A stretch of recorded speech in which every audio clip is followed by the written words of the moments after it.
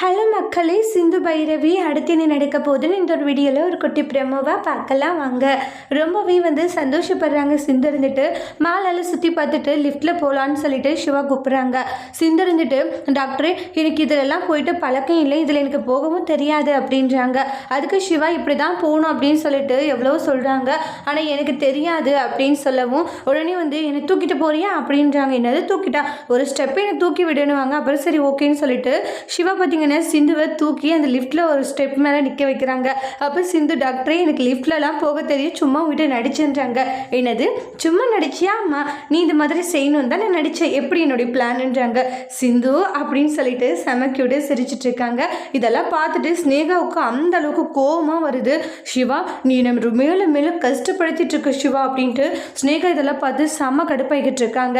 அதுக்கப்புறமா பைரவி கிட்ட இங்கே பாரு பைரவி, நீ நினைக்கிற மாதிரி ஆறுமுகம் இல்லை, ஆறுமுகம் ரொம்பவே மோசமானவன் அப்படின்ட்டு ஆறுமுகத்தை பற்றி பைரவி கிட்ட தப்பாக சொல்கிறாங்க. அதுக்கு போதும் நிப்பாட்டு சஞ்சய், நீ நினைக்கிற மாதிரி இல்லை ஆறுமுகம், உண்மையிலேயே ஆறுமுகம் ரொம்ப ரொம்ப நல்லவன் அப்படின்ட்டு ஆறுமுகத்தை விட்டு கொடுக்காம பேசுகிறாங்க. சஞ்சய் செம்ம கடுப்பாகிறாங்க. அதோட இந்த பிரமும் முடிச்சிருக்காங்க. தேங்க்யூ.